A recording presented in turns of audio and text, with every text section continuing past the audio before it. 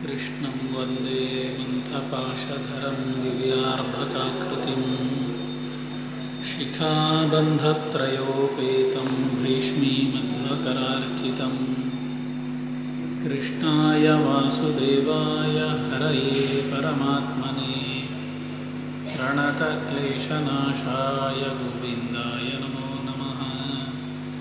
बुद्धिर्बलं यशोधैर्यं निर्भयत्वमरोगता अजाढ्यं वाक्पटुत्वं च हनुमत्स्मरणात् भवेत्। कामधेनुर्यथा पूर्वं सर्वाभीष्टफलप्रदा तथा कलौ वादिराजश्रीपादोऽभीष्टदः सताम्। तपस्वाध्यायनिरतं तपस्वी वाग्विदाम्बरं नारदं परिपप्रच्छ वाल्मीकिर्मुनिपुङ्गवं। ಶ್ರೀಗುರುಭ್ಯೋ ನಮಃ. ರಾಮಾಯಣ ಯುದ್ಧಕಾಂಡದ ಚಿಂತನೆಯಲ್ಲಿ ನಾವು ಸೇರಿದ್ದೇವೆ.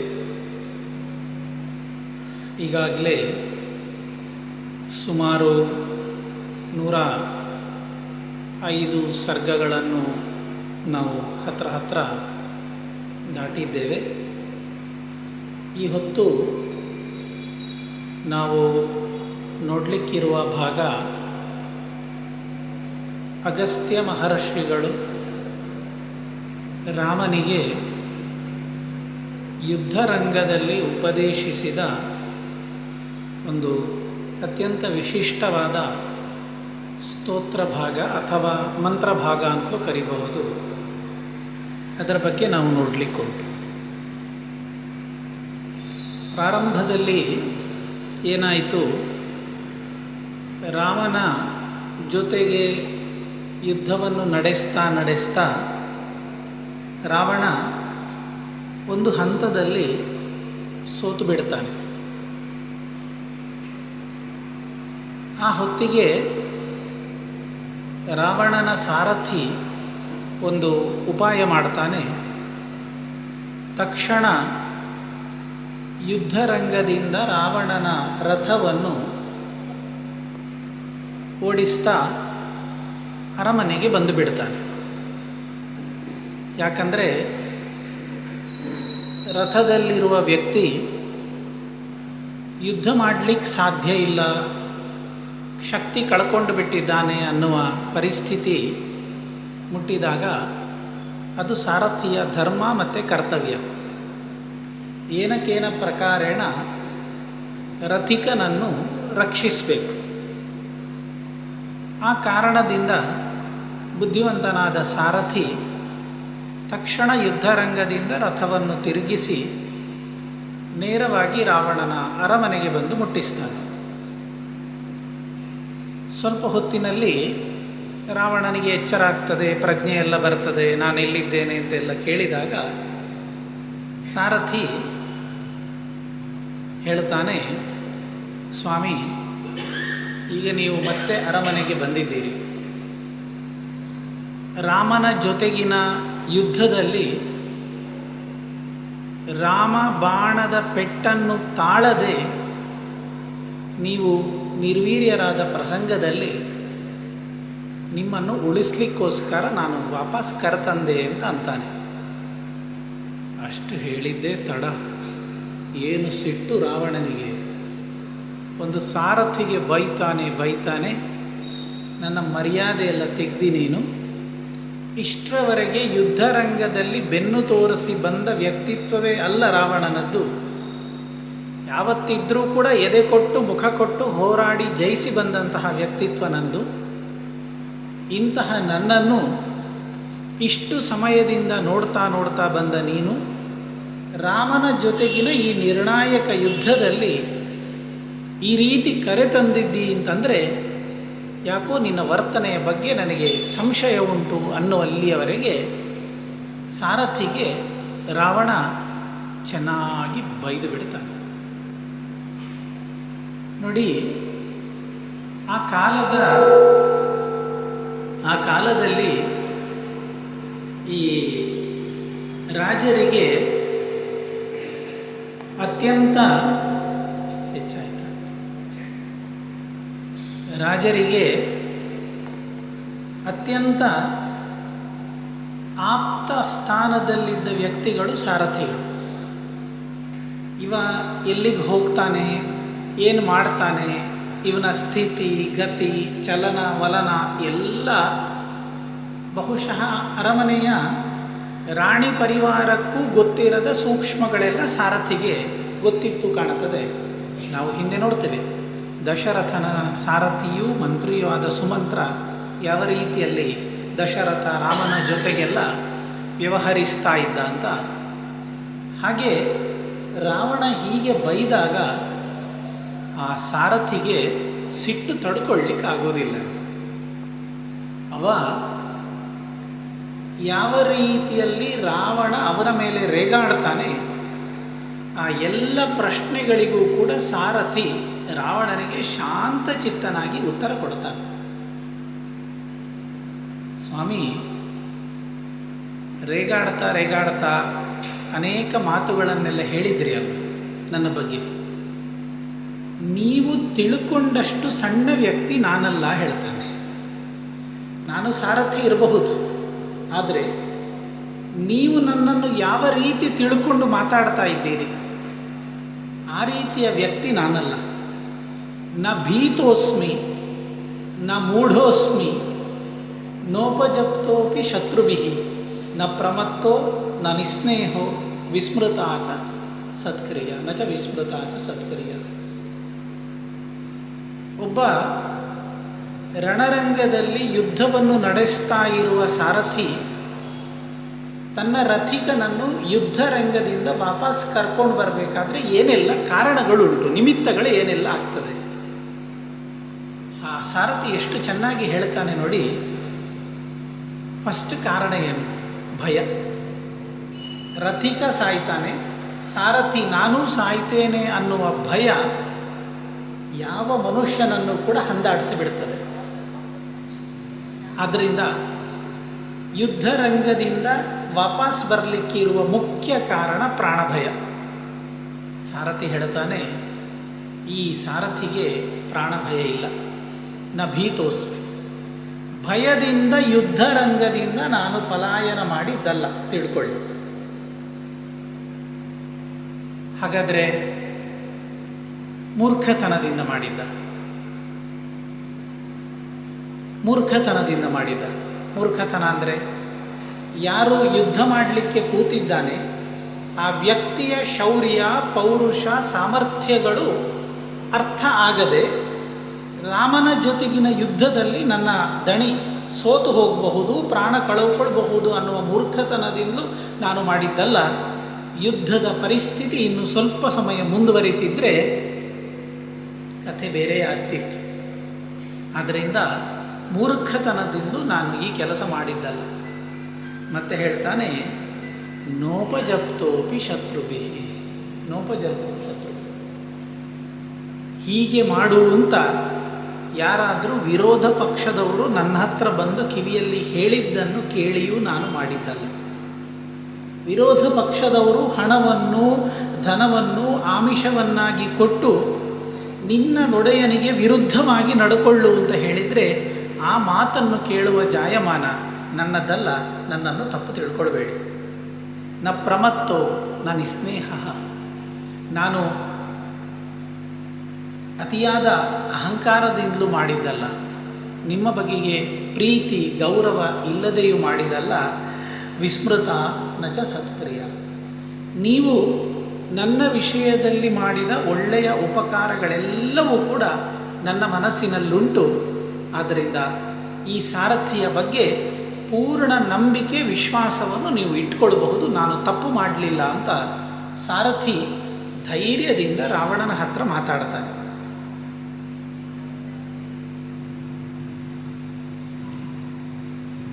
ಕಶ್ಚಿಲ್ ಲಘುರಿವಾನಾರ್ಯ, ಯಾರೋ ಒಬ್ಬ ಸಾಮಾನ್ಯ ವ್ಯಕ್ತಿಗೆ, ಈ ನಮ್ಮ ಆಡುಭಾಷೆಯಲ್ಲಿ ನಾವು ಹೇಳ್ತೇವಲ್ಲ ಒಂದು 3rd ಕ್ಲಾಸ್ ವ್ಯಕ್ತಿ ಅಂತ, ಹಾಗೆ ಕಶ್ಚಿಲ್ ಲಘುರಿವಾನಾರ್ಯ, ಸಾಮಾನ್ಯ ವ್ಯಕ್ತಿಗೆ ಬೈದ ಹಾಗೆ ನೀವು ನನ್ನ ಜೊತೆ ವ್ಯವಹಾರ ಮಾಡುವುದು ಸರಿಯಲ್ಲ, ಇದನ್ನು ನಾನು ಒಪ್ಪಿಕೊಳ್ಳಲಿಕ್ಕೆ ಸಿದ್ಧನಿಲ್ಲ ಅಂತ ಅನೇಕ ಮಾತುಗಳನ್ನು ಹೇಳ್ತಾನೆ.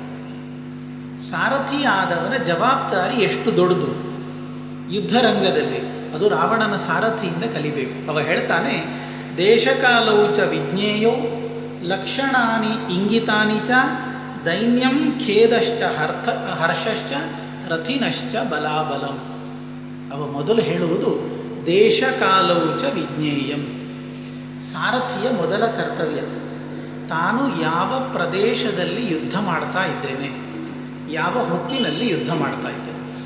ಈ ಹೊತ್ತು ನನ್ನ ರಥದಲ್ಲಿ ಕೂತ ರಥಿಕ, ನನ್ನ ಒಡೆಯ ಯಾರಿದ್ದಾನೆ, ಯುದ್ಧ ಮಾಡಲಿಕ್ಕೆ ಸಮರ್ಥನಿದ್ದಾನ, ಎದುರಿನಲ್ಲಿರುವ ಶತ್ರು ಯಾರು, ಅವನ ಬಲಾಬಲಗಳೇನು, ಇದೆಲ್ಲವನ್ನು ಕೂಡ ಸಾರಥಿಯಾದ ವ್ಯಕ್ತಿ ತಿಳ್ಕೊಳ್ಬೇಕು. ಮಾತ್ರ ಅಲ್ಲ, ಅವ ಎಷ್ಟು ಬುದ್ಧಿವಂತ ನೋಡಿ, ಸ್ಥಳ ನಿಮ್ನಾನಿ ಭೂಮೇಶ್ಚ ಸಮಾನಿ ವಿಷಮಾಣಿ ಚ. ರಥವನ್ನು ಓಡಿಸಬೇಕು ಅಂದರೆ ಒಳ್ಳೆಯ ಜಾಗ ಬೇಕು. ಸರಿಯಾದ ಜಾಗ ಇಲ್ಲದೆ ಹೋದಲ್ಲಿ ರಥ ಓಡಿಸಿದರೆ ಯುದ್ಧ ಮಾಡಲಿಕ್ಕಾಗುವುದಿಲ್ಲ. ಸ್ಥಳ ನಿಮ್ನಾನಿ ಸರ್ವತ್ರ, ಅದು ಸರಿ ಉಂಟೋ, ರಥ ಎದುರಿನ ರಸ್ತೆ ಹಾಳಾಗಿದೆಯೋ, ಇದೆಲ್ಲ ನೋಡಿಕೊಳ್ಬೇಕು. ಯುದ್ಧ ಕಾಲಶ್ಚ ವಿಜ್ಞೇಯ, ಇದು ಯುದ್ಧ ಮಾಡಲಿಕ್ಕೆ ಸರಿಯಾದ ಹೊತ್ತೋ, ಈ ಹೊತ್ತಿನಲ್ಲಿ ಯುದ್ಧ ಮಾಡಿದರೆ ನಮಗೆ ಜಯ ಯಶಸ್ಸು ಸಿಗ್ತದೋ, ಇದೆಲ್ಲವನ್ನು ನೋಡಿಕೊಂಡು ಪರಸ್ವಾಂತ ದರ್ಶನಂ, ಎದುರಿನಲ್ಲಿರುವ ಶತ್ರುವಿನ ಮುಖಭಾವವನ್ನು ಕೂಡ ಗಮನಿಸಬೇಕು. ಇದು ಸಾರಥಿ ಹೇಳುತ್ತೆ. ಎದುರಿನಲ್ಲಿ ಯಾರು ಶತ್ರು ಇದ್ದಾನೆ, ಅತ್ಯಧಿಕವಾದ ಆತ್ಮವಿಶ್ವಾಸದಿಂದ ಹುಮ್ಮಸ್ಸಿನಿಂದ ಹೋರಾಡ್ತಾ ಇದ್ದಾನೆ, ನನ್ನ ರಥದಲ್ಲಿ ಕೂತವನ ಮುಖ ಬಾಡ್ತಾ ಉಂಟು, ಆತ್ಮವಿಶ್ವಾಸ ಕಳೆಗುಂದುತ್ತಾ ಉಂಟು, ಧೈರ್ಯ ಹೋಗ್ತಾ ಉಂಟು ಅಂತಂದರೆ ಆ ಹೊತ್ತಿನಲ್ಲಿ ಸಾರಥಿಯಾದವ ಯುದ್ಧ ಮಾಡಬಾರದು, ನೇರವಾಗಿ ತನ್ನ ಯಜಮಾನನನ್ನು ರಕ್ಷಿಸುವ ಕೆಲಸ ಮಾಡಬೇಕು ಅಂತ ನನಗೆ ಗೊತ್ತುಂಟು, ಅದಕ್ಕೋಸ್ಕರ ನಾನು ನಿಮ್ಮನ್ನು ವಾಪಸ್ ಕರ್ಕೊಂಡು ಬಂದದ್ದು ಅಂತ ಉದ್ದ ಭಾಷಣ ಮಾಡ್ತಾನೆ. ಇಷ್ಟು ಹೊತ್ತು ಸಿಟ್ಟಿನಿಂದ ಎಗರಾಡ್ತಾ ಇದ್ದ ರಾವಣ ಯಾವಾಗ ಸಾರಥಿ ಇಷ್ಟುದ್ದದ ಮಾತು ಹೇಳ್ತಾನೆ, ಕಂಪ್ಲೀಟ್ ಶಾಂತ ಆಗಿ ಹೋಗ್ತಾನೆ. ಕಮಕ್ ಕಿಮಕ್ ಹೇಳುವುದಿಲ್ಲ. ಸರಿ, ನಿನ್ನ ಮಾತನ್ನು ನಾನು ಒಪ್ಪಿದೆ. ಸಾರಥಿಯಾಗಿ ಒಬ್ಬ ಯಜಮಾನನಿಗೆ ಏನು ಕೆಲಸವನ್ನು ನೀನು ನಿಷ್ಠೆಯಿಂದ ಮಾಡಬೇಕಿತ್ತು, ಭೇಷ್, ನೀನು ಅದನ್ನು ಮಾಡಿದಿ, ಒಪ್ಪಿದೆ ಅಂತ ಸಾರಥಿಯನ್ನು ಹೊಗಳಿ ಮತ್ತೆ ಯುದ್ಧಕ್ಕೋಸ್ಕರ ಹೊರಟು ನಿಲ್ತಾನೆ. ಇದು ಸುಮಾರು 104ನೇ ಸರ್ಗದಲ್ಲಿ ಬಂದ ಕತೆ. 105ನೇ ಸರ್ಗದಲ್ಲಿ ಆದಿತ್ಯ ಹೃದಯ ಸ್ತೋತ್ರ ಪ್ರಾರಂಭ ಆಗ್ತದೆ. ಕೆಲವು ಪಾಠದಲ್ಲಿ 107ನೇ ಸರ್ಗದಲ್ಲುಂಟು ಒಂದು ಸಣ್ಣ ವ್ಯತ್ಯಾಸಗಳು ಬಂದು ಹೋಗಿದೆ. ಒಂದು 105 ಅಥವಾ 107.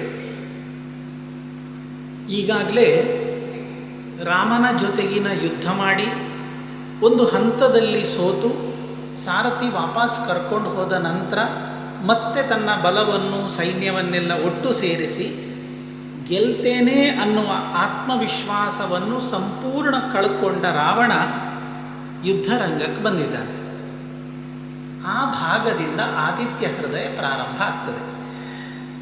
ತಥೋ ಯುದ್ಧ ಪರಿಶ್ರಾಂತಂ ಸಮರೇ ಚಿಂತೆಯ ಸ್ಥಿತಂ ರಾವಣಂ ಜಾಗ್ರತೋ ದೃಷ್ಟ್ವಾ ಯುದ್ಧಾಯ ಸಮುಪಸ್ಥಿತಂ. ತಥೋ ಯುದ್ಧ ಪರಿಶ್ರಾಂತಂ, ಯುದ್ಧದಲ್ಲಿ ಸಂಪೂರ್ಣ ಸುಸ್ತಾಗಿ ಹೋಗಿದ್ದಾನೆ.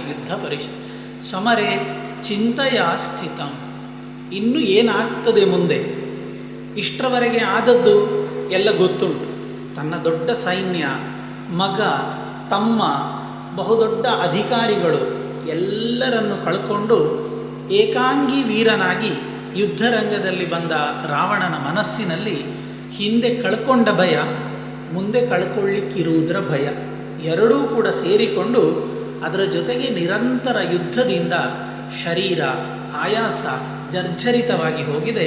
ಇದೆಲ್ಲವನ್ನು ಸೇರಿಸಿಕೊಂಡು ದೊಡ್ಡ ಚಿಂತೆಯಲ್ಲಿ ರಾವಣ ಯುದ್ಧರಂಗಕ್ಕೆ ಬಂದಿದ್ದಾನೆ. ತಥೋ ಯುದ್ಧ ಪರಿಶ್ರಾಂತಂ ಸಮರೇ ಚಿಂತೆಯ ಸ್ಥಿತಂ ರಾವಣಂ ಜಾಗೃತೋ ದೃಷ್ಟ್ವಾ ಯುದ್ಧಾಯ ಸಮುಪಸ್ಥಿತಂ. ಆದರೆ ಯುದ್ಧವನ್ನು ಮಾಡಬೇಕು ಅನ್ನುವ ಕೆಟ್ಟ ಹಂಬಲ, ಹುಮ್ಮಸ್ಸು ಇನ್ನೂ ಕೂಡ ಹೋಗಲಿಲ್ಲ. ನಮ್ಮ ಆಡು ಭಾಷೆಯಲ್ಲಿ ನಾವು ಹೇಳ್ತೇವಲ್ವ, ಸತ್ರೂ ಬಿಡಲಿಕ್ಕಿಲ್ಲ ಅಂತ. ಆ ರೀತಿಯ ಜಾಯಮಾನ ರಾವಣನದು. ಮತ್ತೆ ವಾಪಸ್ ಬಂದಿದ್ದಾನೆ. ದೈವತೈಶ್ಚ ಸಮಾಗಮ್ಯ ದ್ರಷ್ಟುಮಭ್ಯಾಗತೋ ರಣಂ ಉಪಗಮ್ಯಾಬ್ರವೀದ್ರಾಮಂ ಅಗಸ್ತ್ಯೋ ಭಗವಾನ್ ಋಷಿ. ಆ ಹೊತ್ತಿಗೆ ಈ ರಾಮ ಮತ್ತು ರಾವಣರ ಯುದ್ಧ ಒಂದು ನಿರ್ಣಾಯಕ ಹಂತಕ್ಕೆ ಬಂದದ್ದನ್ನು ನೋಡಲಿಕ್ಕೋಸ್ಕರ ದೇವಾನುದೇವತೆಗಳೆಲ್ಲ ಬಂದು ಸೇರಿದ್ದಾರೆ. ಇದನ್ನು ನೋಡಬೇಕು. ನಾನು ನಿನ್ನೆ ಹೇಳಿದೆ, ರಾಮರಾವಣಯೋ ಯುದ್ಧಂ ರಾಮರಾವಣಯೋರಿವ. ಅದಕ್ಕೆ ಒಂದು ಉಪಮೆ ಕೊಡಲಿಕ್ಕೆ ಇನ್ನೊಂದಿಲ್ಲ. ಅದಕ್ಕೋಸ್ಕರ ಸಂಸ್ಕೃತ ಸಾಹಿತ್ಯದಲ್ಲಿ ಅದನ್ನು ಅನನ್ವಯಾಲಂಕಾರಕ್ಕೆ ದೃಷ್ಟಾಂತವಾಗಿ ಕೊಟ್ಟಿದ್ದಾರೆ. ಅಂತಹ ಯುದ್ಧವನ್ನು ನೋಡಲಿಕ್ಕೆ ಎಲ್ಲ ಅನೇಕ ದೇವಾನುದೇವತೆಗಳು, ಮಹರ್ಷಿಗಳು, ತಪಸ್ವಿಗಳು ಎಲ್ಲ ಬಂದದ್ರಲ್ಲಿ ಒಬ್ಬ ಅಗಸ್ತ್ಯನೂ ಕೂಡ. ಆ ಹೊತ್ತಿಗೆ ಅಗಸ್ತ್ಯನ ಮನಸ್ಸಿನಲ್ಲಿ ಒಂದು ಪ್ರೇರಣೆ ಆಗ್ತದೆ. ರಾಮನಿಗೆ ಈ ಅಗಸ್ತ್ಯನ ಆದಿತ್ಯ ಹೃದಯ ಮಂತ್ರಗಳನ್ನು ಉಪದೇಶ ಕೊಡಬೇಕು ಅನ್ನೋ ಒಂದು ದೊಡ್ಡ ಪ್ರೇರಣೆಯಾಗ್ತದೆ. ಅವ ನೇರವಾಗಿ ಬಂದು ಹೇಳ್ತಾನೆ, ರಾಮ ರಾಮ ಮಹಾಬಾಹೋ ಶೃಣುಗುಹ್ಯಂ ಸನಾತನಂ ಏನ ಸರ್ವಾನರೀನ್ ವತ್ಸ ಸಮರೇ ವಿಜಯಿಷ್ಯಸಿ. ಆದಿತ್ಯ ಹೃದಯಂ ಪುಣ್ಯಂ ಸರ್ವಶತ್ರು ವಿನಾಶನಂ ಜಯಾವಹಂ ಜಪನ್ನಿತ್ಯಂ ಅಕ್ಷಯ್ಯಂ ಪರಮಂ ಶಿವಂ ಅಂತ ಅದರ ಪ್ರಾರಂಭದ ಒಂದು ಫಲಸ್ತುತಿಯನ್ನು ಹೇಳಿ, ಇಂತಹ ಆದಿತ್ಯ ಹೃದಯ ಸ್ತೋತ್ರವನ್ನು ಜಯ ಪಡ್ಕೊಳ್ಳಿಕ್ಕೋಸ್ಕರವಾಗಿ ನಿನಗೆ ನೀಡ್ತೇನೆ ಅಂತ ಅಗಸ್ತ್ಯ ಮುಂದೆ ಬರ್ತಾನೆ. ಆದಿತ್ಯ ಹೃದಯ ಅಂದರೆ ಏನು? ನಾವು ಲಕ್ಷ್ಮೀನಾರಾಯಣ ಹೃದಯ ಅಂತ ಕೇಳಿದ್ದೇವೆ. ಅದರಿಂದ ಹೋಮ ಇತ್ಯಾದಿಗಳನ್ನೆಲ್ಲ ಮಾಡುವ ಸಂಪ್ರದಾಯ ನಮ್ಮಲ್ಲಿ ಬಳಕೆ ಉಂಟು. ಆದಿತ್ಯ ಹೃದಯ ಅಂತಂದರೆ ಹಾರ್ಟ್ ಅಂತ ಅರ್ಥ ಅಲ್ಲ. ಹೃದಯ ಅಂದರೆ ಪ್ರೀತಿದಾಯಕವಾದದ್ದು ಅಂತ ಅರ್ಥ. ತೃಪ್ತಿಯನ್ನು, ಸಂತೋಷವನ್ನು ಕೊಡುವಂಥದ್ದು ಅಂತ ಅರ್ಥ. ಆದಿತ್ಯ ಹೃದಯ ಸ್ತೋತ್ರ ಅಂದರೆ ಆದಿತ್ಯನಿಗೆ ಪ್ರೀತಿಯನ್ನು, ಸಂತೋಷವನ್ನು, ಆನಂದವನ್ನು ಕೊಡುವಂತಹ ಸ್ತೋತ್ರಕ್ಕೆ ಆದಿತ್ಯ ಹೃದಯ ಸ್ತೋತ್ರ ಅಂತ ಹೆಸರು ಕೊಟ್ಟಿದ್ದಾರೆ. ಲಕ್ಷ್ಮೀ ಹೃದಯ ಅಂದರೂ ಹಾಗೆ, ಲಕ್ಷ್ಮಿಗೆ ಪ್ರೀತಿಯನ್ನು ಕೊಡುವಂತಹ ಸ್ತೋತ್ರ ಭಾಗಕ್ಕೆ ಲಕ್ಷ್ಮೀ ಹೃದಯ ಅಂತ ಹೆಸರು. ಇಂತಹ ಅನೇಕ ಸ್ತೋತ್ರ ಭಾಗಗಳು ಸಂಸ್ಕೃತ ಸಾಹಿತ್ಯದಲ್ಲುಂಟು. ಆದರೆ ಈ ಸ್ತೋತ್ರ ಯಾಕೆ ವಿಶಿಷ್ಟ ಆಗ್ತದೆ ಅಂತಂದರೆ, ಇದನ್ನು ಅಗಸ್ತ್ಯ ಮಹರ್ಷಿಗಳು ಕೊಟ್ಟದ್ದು ಯುದ್ಧ ರಂಗದಲ್ಲಿ. ಯಾರಿಗೆ ಕೊಟ್ಟದ್ದು ಅಂತ ಕೇಳಿದರೆ ಸಾಕ್ಷಾತ್ ರಾಮನಿಗೆ ಉಪದೇಶ ಕೊಟ್ಟದ್ದು. ಅಲ್ಲಿ ಪ್ರಾರಂಭದಲ್ಲೇ ಹೇಳ್ತಾರೆ, ತಥೋ ಯುದ್ಧ ಪರಿಶ್ರಾಂತಂ ಸಮರೇ ಚಿಂತೆಯಾ ಸ್ಥಿತಂ. ಯಾರು? ರಾವಣ. ರಾಮನ ಮುಖದಲ್ಲಿ ಯುದ್ಧದ ಪರಿಶ್ರಾಂತಿಯಾಗಲಿ, ಸೋಲಿನ ಭೀತಿಯಾಗಲಿ, ಚಿಂತೆಯಾಗಲಿ ಏನಿಲ್ಲ. ಆದ್ದರಿಂದ ಉಪದೇಶ ಯಾರಿಗೆ ಬೇಕಿದ್ದದ್ದು? ವಿಜಯಿಗಳಿಗೆ, ಜಯ ಹೊಂದುವವರಿಗೆ ಉಪದೇಶ ಬೇಡ, ಸೋಲುವವರಿಗೆ ಉಪದೇಶ ಬೇಕು. ಇಲ್ಲಿ ಉಲ್ಟ, ಸೋಲುವವ ರಾವಣ, ವಿಜಯಿಯಾಗುವ ರಾಮ. ಆದರೆ ಅಗಸ್ತ್ಯರು ಉಪದೇಶ ಕೊಟ್ಟದ್ದು ಯಾರಿಗೆ ಕೇಳಿದರೆ ರಾವಣನಿಗಲ್ಲ, ರಾಮನಿಗೆ. ತನ್ಮೂಲಕವಾಗಿ ತಾವು ಭಗವಂತನ ಅನುಗ್ರಹದಿಂದ ಪಡಕೊಂಡಂತಹ ಒಂದು ದೊಡ್ಡ ವಿದ್ಯೆಯನ್ನು ರಾಮನಿಗೆ ಆ ಹೊತ್ತಿನಲ್ಲಿ ಸಮರ್ಪಿಸಿ ದೊಡ್ಡ ಕೃತಕೃತ್ಯತೆಯನ್ನು ಅಗಸ್ತ್ಯ ಮಹರ್ಷಿಗಳು ಪಡ್ಕೊಂಡ್ರು. ನಾವು ಪ್ರಾರಂಭದ ಬಾಲಕಾಂಡದಲ್ಲಿ ನೋಡಿದ್ದು, ವಿಶ್ವಾಮಿತ್ರರು ದಶರಥನ ಹತ್ರ ಬಂದು ನಮಗೆ ಬೇರೆ ಬೇರೆ ರಾಕ್ಷಸರಿಂದ ತೊಂದರೆಯಾಗ್ತದೆ, ನಿನ್ನ ಮಕ್ಕಳನ್ನು ನನ್ನ ಜೊತೆ ಕಳಿಸಿಕೊಡು ಅಂತ ರಿಕ್ವೆಸ್ಟ್ ಮಾಡ್ತಾರೆ. ದಶರಥನಿಗೆ ಭಯ. ಹೇಳ್ತಾನೆ, ಮಹರ್ಷಿಗಳೇ, ಊನಷೋಡಶ ವರ್ಷೋಮೇ ರಾಮೋ ರಾಜೀವಲೋಚನ. ಇನ್ನೂ ಕೂಡ 16 ತುಂಬಲಿಲ್ಲ ನನ್ನ ಮಗನಿಗೆ. ರಾಕ್ಷಸರ ಜೊತೆಗಿನ ಹೋರಾಟ ಹೇಳಿದರೆ ಭಯಾನಕ. ಇಷ್ಟು ಪುಟ್ಟ ಮಕ್ಕಳನ್ನು ಹೇಗೆ ಕಳಿಸೋದು? ವಿಶ್ವಾಮಿತ್ರರು ಹೇಳ್ತಾರೆ, ಹಾಗಾದರೆ ಆಗುವುದಿಲ್ಲ, ಕಳಿಸ್ಬೇಡ. ಅದು ಭಯ. ವಿಶ್ವಾಮಿತ್ರರಿಗೆ ಎದುರು ಮಾತಾಡಲಿಕ್ಕೂ ಆಗುವುದಿಲ್ಲ.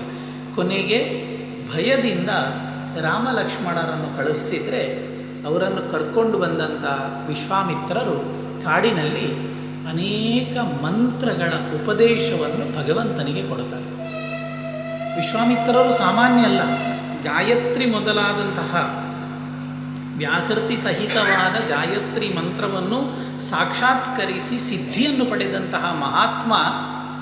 ಅವರು ತಮ್ಮ ಬದುಕಿನಲ್ಲಿ ತಾವು ಕಂಡ ನೋಡಿದ ಅಸ್ತ್ರಗಳ ದೇವತೆಗಳನ್ನೆಲ್ಲ ಪ್ರಾರ್ಥಿಸಿ ಮತ್ತೆ ಅದನ್ನು ಭಗವಂತನಿಗೆ ಕೊಟ್ಟು ಅನುಗ್ರಹವನ್ನು ಪಡಿತಾರೆ. ನಮ್ಮ ದಾಸರು ಒಂದು ಪದ್ಯ ಹೇಳ್ತಾರಲ್ಲ, ಕೆರೆಯ ನೀರನ್ನು ಕೆರೆಗೆ ಚೆಲ್ಲಿ ವರವ ಪಡೆದವರಂತೆ ಕಾಣಿರು ಅಂತ ದಾಸರು ಹೇಳಿದ ಹಾಗೆ ಆ ಭಗವದ್ ಅನುಗ್ರಹದಿಂದ ಸಂಪ್ರಾಪ್ತವಾದ ಅಸ್ತ್ರಗಳನ್ನು ವಿಶ್ವಾಮಿತ್ರರು ಭಗವಂತನಿಗೇ ಅರ್ಪಿಸಿ ಹೇಗೆ ಕೃತಾರ್ಥರಾಗ್ತಾರೆ, ಹಾಗೆ ಅಗಸ್ತ್ಯರು ಕೂಡ ಆ ಭಗವಂತನ ಅನುಗ್ರಹದಿಂದ ತಾವು ಪಡೆದುಕೊಂಡಂತಹ ಆ ಮಂತ್ರವನ್ನು ಸ್ತೋತ್ರವನ್ನು ಮತ್ತೆ ಭಗವಂತನಿಗೇ ಅರ್ಪಿಸಿ ಯಜ್ಞರಂಗದಲ್ಲಿ ತಾವು ಕೃತಾರ್ಥತೆಯನ್ನು ಅನುಭವಿಸ್ತಾರೆ ಹೇಳುವುದು ಈ ಆದಿತ್ಯ ಹೃದಯ ಸ್ತೋತ್ರದ ದೊಡ್ಡ ವಿಶೇಷತೆ.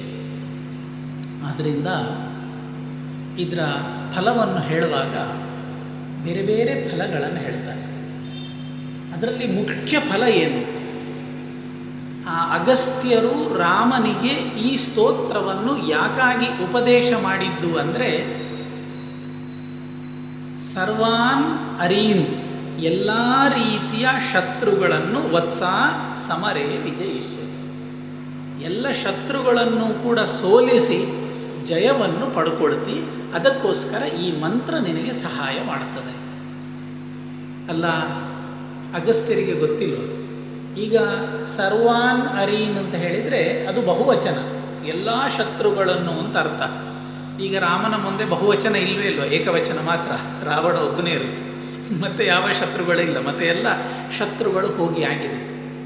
ಹಾಗಾದರೆ ಅಗಸ್ತ್ಯರು ಸರ್ವಾನ್ ಅರೀನ್ ವಿಜಯಿಷ್ಯಸಿ, ಎಲ್ಲ ಶತ್ರುಗಳನ್ನು ಜಯಿಸ್ತಿ ಅಂತ ಹೇಳಿದ್ದು ಇದು ರಾಮನಿಗೆ ಅಲ್ಲ, ರಾಮನ ಮೂಲಕವಾಗಿ ಈ ಪ್ರಪಂಚಕ್ಕೆ ಈ ಮಂತ್ರದ ಉಪದೇಶವನ್ನು ಅವರಿಗೆ ಕೊಡಲಿಕ್ಕಿತ್ತು, ಅದಕ್ಕೋಸ್ಕರ ಕೊಟ್ಟದ್ದು. ಅದು ನಮ್ಮ ಬದುಕಿಗೆ, ನಮ್ಮ ಬದುಕಿನಲ್ಲಿ ನಿತ್ಯ ಯುದ್ಧಗಳು, ಪ್ರತಿಯೊಂದು ಸಂದರ್ಭದಲ್ಲಿಯೂ ಕೂಡ ರಾಮ ಮತ್ತು ರಾವಣರ ಯುದ್ಧ ನಮ್ಮ ಬದುಕಿನಲ್ಲಿ ನಿತ್ಯ ನಡೀತದೆ. ರಾಮ ಅಂದರೆ ಸತ್ವ ಸಾತ್ವಿಕ ಶಕ್ತಿ, ರಾವಣ ಅಂದರೆ ತಾಮಸ ಶಕ್ತಿ ಕೆಟ್ಟ ಶಕ್ತಿ. ಈ ಒಳ್ಳೆಯ ಶಕ್ತಿ ಮತ್ತು ಕೆಟ್ಟ ಶಕ್ತಿಯ ಎರಡು ಯುದ್ಧಗಳು ನಮ್ಮ ಬದುಕಿನಲ್ಲಿ ನಿರಂತರವಾಗಿ ನಡೀತಾ, ಪ್ರತಿನಿತ್ಯ, ಒಂದು ವರ್ಷಕ್ಕೊಮ್ಮೆ 2 ವರ್ಷಕ್ಕೊಮ್ಮೆ ಅಲ್ಲ, ಪ್ರತಿನಿತ್ಯ ಸತ್ವ ಮತ್ತು ತಮೋಗುಣದ ಶಕ್ತಿಗಳ ಯುದ್ಧ ನಿರಂತರವಾಗಿ ನಮ್ಮ ಹೃದಯ ಅನ್ನುವ ಯುದ್ಧರಂಗದಲ್ಲಿ ನಡೀತಾ ಇರ್ತದೆ. ನಮ್ಮನ್ನು ನಾವು ಗಮನಿಸಿಕೊಳ್ಳಬೇಕು. ಇನ್ನೊಬ್ಬರಿಗೆ ಹೇಳುವುದು, ಇನ್ನೊಬ್ಬರಿಗೆ ಉಪದೇಶ ಮಾಡುವುದು ಸುಲಭ. ನಮ್ಮ ಬದುಕಿನಲ್ಲಿ ಅದನ್ನು ಅಳವಡಿಸಿಕೊಂಡು ಮುನ್ನಡೆಯುವಂಥದ್ದು ದೊಡ್ಡ ಕಷ್ಟ. ರಾತ್ರಿ ಎಲ್ಲ ಕೆಲಸ ಮುಗಿಸಿ ಮಲಗುವ ಮುಂಚೆ ಯೋಚನೆ ಮಾಡಿರುತ್ತೇವೆ, ಬೆಳಗ್ಗೆ ನಾಳೆ 5 ಗಂಟೆಗೆ ಏಳಬೇಕು, ಎದ್ದು ಇಷ್ಟು ಕೆಲಸಗಳಾಗಬೇಕು, ಅಧಿಕ ಮಾಸ ಮುಗಿತಾ ಬಂತು, ನಾಳೆ ಆದರೂ ಕೂಡ ಒಂದು ಒಳ್ಳೆ ಏನಾದರೂ ದೇವರ ಕೆಲಸವನ್ನು ಮಾಡಬೇಕು, ಎಲ್ಲ ಯೋಚನೆ ಮಾಡಿ ಪ್ಲ್ಯಾನ್ ಮಾಡಿ ರಾತ್ರಿ ಮಲ್ಕೊಂಡ್ರೆ 5 ಗಂಟೆ ಜೋರು ಮಳೆ, ಅಲಾರ್ಮ್ ಆಗ್ತದೆ, ಅಲ್ಲಿಗೆ ಸೈಲೆಂಟ್ ಮಾಡಿತು, 5 ಕಾಲಾಯಿತು, 5:15 ಆಯಿತು, ಮತ್ತೆ ಏಳುವಾಗ ಯಥಾವತ್ತಾಗಿ 6:15 ದಾಟಿರ್ತದೆ. ಮತ್ತೆ ಗಡಿಬಿಡಿಯಲ್ಲಿ ಎದ್ದು ಅಲಾರ್ಮಿಗೆ ಬೈತೇವೆ, ಗಡಿಯಾರಕ್ಕೆ ಬೈತೇವೆ, ಜೊತೆಗಿದ್ದವರಿಗೆಲ್ಲ ಬೈದು ದಿನ ಶುರು ಮಾಡ್ತೇವೆ. ಇದು ನಮ್ಮ ಬದುಕಿನಲ್ಲಿ ನಡೆಯುವ ರಾಮ ಮತ್ತು ರಾವಣರ ಯುದ್ಧ. ರಾಮ ಹೇಳ್ತಾನೆ ಸಾತ್ವಿಕ ಶಕ್ತಿ 5 ಗಂಟೆಗೆ ಏಳಲೇಬೇಕು, ರಾವಣ ಹೇಳ್ತಾನೆ 10 ನಿಮಿಷ ತಡ ಆದರೂ ಪರವಾಗಿಲ್ಲ. ರಾಮ ಮತ್ತೆ ಎಬ್ಬಿಸ್ತಾನೆ ಒಳಗಿನಿಂದ, ರಾವಣ ಮತ್ತೆ ಮಲಗಿಸ್ತಾನೆ. ರಾಮ ಮತ್ತೆ ನಮ್ಮನ್ನು ಎಬ್ಬಿಸ್ಲಿಕ್ಕೆ ನೋಡ್ತಾನೆ, ರಾವಣ ಅಷ್ಟೇ ಜೋರಾಗಿ ನಮ್ಮನ್ನು ಮಲಗಿಸ್ಲಿಕ್ಕೆ ನೋಡ್ತಾನೆ. ಈ ರಾಮ ರಾವಣರ ಯುದ್ಧ ನಿಮ್ಮೆಲ್ಲರ ಬದುಕಿನಲ್ಲಿ ನಿತ್ಯ ನಡೀತಾ ಇರ್ತದೆ. ಇದರಲ್ಲಿ ರಾಮ ಜಯಶಾಲಿಯಾಗುವುದೋ ರಾವಣ ಜಯಶಾಲಿಯಾಗುವುದೋ ನಾವು ತೀರ್ಮಾನ ಮಾಡಬೇಕು. ಅದು ನಾವೇ ತೀರ್ಮಾನ ಮಾಡಬೇಕು, ನಮ್ಮನ್ನು ನೋಡಿಕೊಂಡು. ಯಾಕೆ ಹೇಳಿದರೆ, ರಾಮನಿಗೆ, ನಮ್ಮ ಶರೀರದಲ್ಲಿರುವ ರಾಮನಿಗೆ ಒಂದೇ ತಲೆ, ರಾವಣನಿಗೆ 10 ತಲೆ ಉಂಟು. ಆದ್ದರಿಂದ 10 ತಲೆಯಿಂದಲೂ ಕೂಡ ರಾವಣ ನಮ್ಮನ್ನು ಬೇರೆ ಬೇರೆ ರೀತಿಯಲ್ಲಿ ಹೇಳ್ತಾ ಇರ್ತಾನೆ, ಎಳಿತಾ ಇರ್ತಾನೆ. ಪ್ರಚೋದನೆ ಮಾಡ್ತಾ ಮಾಡ್ತಾ ಮಾಡ್ತಾ ಇರ್ತಾನೆ. ಲಕ್ಷ್ಮೀ ಶೋಭಾನೆ ಓದಬೇಕು, ವಿಷ್ಣು ಸಹಸ್ರನಾಮ ಓದಬೇಕು, ರಾಯರ ಮಠಕ್ಕೆ ಹೋಗಿ ಬರಬೇಕು, ಎಲ್ಲ ಕೆಲಸ ಉಂಟು. ಅದರ ಮಧ್ಯದಲ್ಲಿ ಫೇಸ್ಬುಕ್ ಕೂಡ ನೋಡಬೇಕು, ಅದು ಕೂಡ ಆಗಬೇಕು. ಯಾವುದು ಮಾಡಬೇಕು? ಒಮ್ಮೆ ಹಿಡ್ಕೊಂಡ್ರೆ ರಾವಣ ಒಳಗೆ ಬಂದು ಕೂತ್ಕೊಳ್ತಾನೆ, 1 ಗಂಟೆ ಅಲ್ದ್ರಿಂದ ಹೊರಗೆ ಬರಲಿಕ್ಕಾಗೋದಿಲ್ಲ. ರಾಮ ಮತ್ತು ರಾವಣರ ಯುದ್ಧದಲ್ಲಿ ರಾಮ ಸೋಲ್ತಾನೆ, ರಾವಣ ಜಯಶಾಲಿ ಆಗ್ತಾನೆ.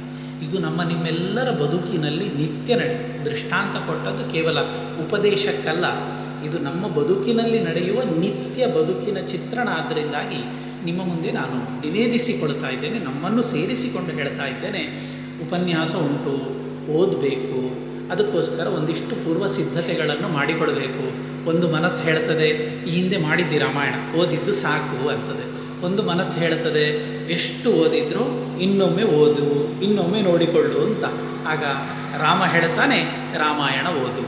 ರಾವಣ ಹೇಳ್ತಾನೆ, ಈಗಾಗಲೇ ಓದಿದ್ದುಂಟು ಸಾಕು, ಮಧ್ಯಾಹ್ನ 1 ಅರ್ಧ ತಾಸು ಮಲ್ಕೊಳ್ಳು ಅಂತ.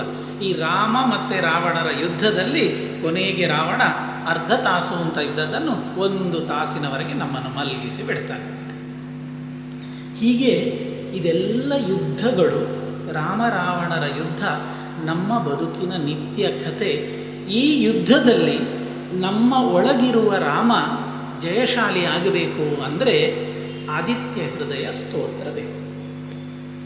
ಅದಕ್ಕೋಸ್ಕರ ಆ ಮಹರ್ಷಿಗಳು ಹೇಳಿದ್ದು, ಅಗಸ್ತ್ಯರು ಹೇಳಿದ್ದು, ಏನ ಸರ್ವಾನ್ ಅರೀನ್ ವತ್ಸ ಸಮರೇ ವಿಜಯಿಷ್ಯಸಿ. ಎಲ್ಲ ಯುದ್ಧದಲ್ಲಿ, ಯುದ್ಧ ಅಂತ ಹೇಳಿದರೆ ಅಸ್ತ್ರವನ್ನು ಹಿಡಿದುಕೊಂಡು ಶಸ್ತ್ರವನ್ನು ಹಿಡ್ಕೊಂಡು ಹೊಡೆದಾಡಿಕೊಳ್ಳುವುದು ಮಾತ್ರ ಅಲ್ಲ, ನಮ್ಮ ಮನಸ್ಸಿನ ಒಳಗಡೆ ಆಗುವ ಭಾವನೆಗಳ ತಾಕಲಾಟ ಉಂಟು ನೋಡಿ, ಭಾವನೆಗಳ ಹೊಡೆದಾಟ ಉಂಟು ನೋಡಿ, ಇದೇ ನಮ್ಮ ಬದುಕಿನ ದೊಡ್ಡ ಯುದ್ಧ. ದೊಡ್ಡ ಯುದ್ಧ ಅದು ಎಷ್ಟು ನಮ್ಮನ್ನು ನಾಶ ಮಾಡುತ್ತದೆ, ಎಷ್ಟು ನಮ್ಮನ್ನು ಕೆಳಗೆ ಹಾಕ್ತದೆ. ಆ ಯುದ್ಧದಲ್ಲಿ ಪ್ರತಿನಿತ್ಯ ನಾವು ಸೋತು ಹೋಗ್ತೇವೆ. ನಾವು ಮಾತ್ರ ಅಲ್ಲ, ನಮ್ಮ ಮಕ್ಕಳಿಂದ ಪ್ರಾರಂಭಿಸಿ ಅದೇ ರೀತಿಯಲ್ಲಿ ನಡೀತಾ ನಡೀತಾ ಬರ್ತದೆ. ಈ ಯುದ್ಧ ಪ್ರತಿ ವ್ಯಕ್ತಿಯ, ಪ್ರತಿ ಮನೆಯಲ್ಲಿ, ಪ್ರತಿ ಮಗುವಿನ ಜೀವನದಲ್ಲಿಯೂ ಕೂಡ ಅದು ಪ್ರಾರಂಭ ಆಗ್ತದೆ ನೋಡಿ. ಅದರಿಂದ ರಕ್ಷಿಸಲಿಕ್ಕೋಸ್ಕರವಾಗಿ ಆದಿತ್ಯ ಹೃದಯ ಸ್ತೋತ್ರ ನಮ್ಮ ಮಕ್ಕಳಿಗೂ ಸಹಿತವಾಗಿ ಬೇಕು, ನಮಗಂತೂ ಬೇಕೇ ಬೇಕು. ಆದ್ದರಿಂದ ಈ ದೃಷ್ಟಿಯಿಂದ ಅಗಸ್ತ್ಯರು ಉಪದೇಶ ಮಾಡಿದ್ದು ರಾಮನಿಗೆ ಅದರ ಅಗತ್ಯ ಇಲ್ಲ. ಆದರೆ ರಾಮನಿಗೆ ಉಪದೇಶ ಮಾಡುವ ಮೂಲಕ ಅಗಸ್ತ್ಯರು ದೊಡ್ಡ ವ್ಯಕ್ತಿಗಳಾದರು. ಇವತ್ತು ಅವರ ಹೆಸರಿನಲ್ಲಿ ಆ ರಾಮಚಂದ್ರ ಅದನ್ನು ಸ್ವೀಕಾರ ಮಾಡಿದ್ದರಿಂದಾಗಿ ಅಗಸ್ತ್ಯರ ಹೆಸರಿನಲ್ಲಿ ಆದಿತ್ಯ ಹೃದಯ ಸ್ತೋತ್ರ ನಿತ್ಯ ನಾವು ಪಾರಾಯಣ ಮಾಡ್ತೇವೆ. ಆ ಪುಣ್ಯಾಂಶದ ಒಂದು ಭಾಗ ನಿರಂತರ ಆ ಮಹರ್ಷಿಗಳಿಗೂ ಕೂಡ ಸೇರ್ತಾ ಇರ್ತದೆ ನೋಡಿ. ಅದಕ್ಕೋಸ್ಕರ ಭಗವಂತ ಅವರಿಗೆ ಅನುಗ್ರಹ ಮಾಡಿತ್ತು. ಯಾರು ಆದಿತ್ಯ ಅಂದರೆ? ಆದಿತ್ಯ ಅಂದರೆ ಕಣ್ಣಿಗೆ ಕಾಣುವಂತಹ ಸೂರ್ಯ ಅಂತ ನಾವು ತಿಳ್ಕೊಳ್ತೇವೆ. ಆದರೆ ಆದಿತ್ಯ ಶಬ್ದದ ಅರ್ಥ ಅದಿತಿಯ ಮಗ ಅಂತ ಅರ್ಥ. ಅದರಲ್ಲಿ ದ್ವಾದಶಾದಿತ್ಯರು, ಸೂರ್ಯರಲ್ಲ, 12 ಆದಿತ್ಯರು, ಅದಿತಿಯ ಮಕ್ಕಳು 12 ಆದಿತ್ಯರು. ಅದರಲ್ಲಿ ಒಬ್ಬ ಸೂರ್ಯ ಅಷ್ಟೇ, 12 ಜನ ಸೂರ್ಯರಲ್ಲ. ಔಟ್ ಆಫ್ 12 ಒಬ್ಬ ಸೂರ್ಯ ಅಷ್ಟೇ, ಮತ್ತು 11 ಜನ ಬೇರೆಯವರು ಇದ್ದಾರೆ. ಆದರೆ ಸಾಮಾನ್ಯ ಬಳಕೆಯಲ್ಲಿ ಸೂರ್ಯನಿಗೆ ಆದಿತ್ಯ ಅಂತ ಬಂದ ಹಾಗೆ ಸೂರ್ಯನಿಗೆ ಆದಿತ್ಯ ಅನ್ನೋ ಶಬ್ದವೂ ಉಂಟು, ಹೆಚ್ಚು ಪ್ರಸಿದ್ಧವಾಗಿ ಉಂಟು ಅಷ್ಟೇ. ಈ ನಮಗೆ ಕಾಣುವಂತಹ ಸೂರ್ಯ ಬಿಂಬ ಏನುಂಟು ಅದರಲ್ಲಿ ನಾವು ಅದಕ್ಕೆ ಆದಿತ್ಯ ಮಂಡಲ ಅಂತ ಕರೀತೇವೆ. ಅದರಲ್ಲಿ ಮಹಾವಿಷ್ಣುವಿನ, ನಾರಾಯಣನ ಉಪಾಸನೆ ಮಾಡುವಂಥದ್ದು ನಮ್ಮ ಸಂಪ್ರದಾಯ. ಈ ಕಾಣುವಂತಹ ಬೆಳಗಾಗೆದ್ದು ಪೂರ್ವದಲ್ಲಿ ಉದಿಸಿ ಬರುವಂತಹ ಸೂರ್ಯಮಂಡಲ ಏನುಂಟು ಇದು ನಮ್ಮ ಆರಾಧನೆಗೆ, ನಮ್ಮ ಉಪಾಸನೆಗೆ ಇರುವಂತಹ ದೊಡ್ಡ ಪ್ರತೀಕ.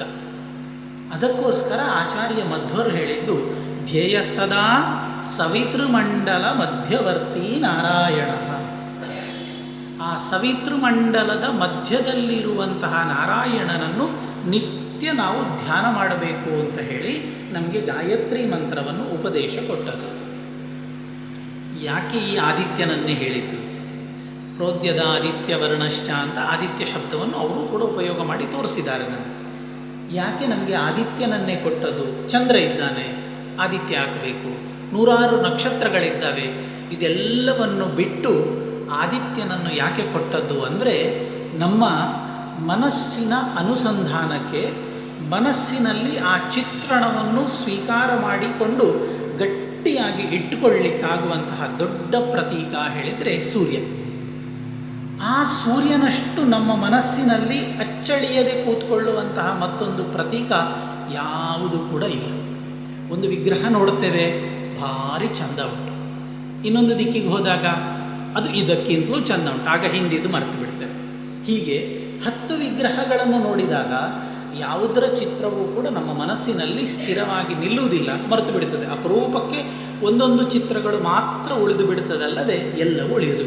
ಆದರೆ ಸೂರ್ಯ ಅಂದರೆ ಆ ಬೆಳಗ್ಗೆ ತನ್ನ ಕೆಂಪಾದ ಕಿರಣಗಳ ಜೊತೆಗೆ ಮೂಡು ದಿಕ್ಕಿನಿಂದ ಉದಿಸಿ ಬರುವಂತಹ ಆ ತೇಜೋಮಂಡಲದ ರೂಪ, ಅದು ಸಣ್ಣ ಮಕ್ಕಳಿಂದ ಪ್ರಾರಂಭಿಸಿ ನಿವೃತ್ತಿ ವಿಶ್ರಾಂತಿಯಲ್ಲಿರುವ ಎಲ್ಲರಿಗೂ ಕೂಡ ಮನಸ್ಸಿನಲ್ಲಿ ಗಟ್ಟಿಯಾಗಿ ಕೂತ್ಕೊಳ್ಳುವಂತಹ ರೂಪ ಆದಿತ್ಯನದ್ದು.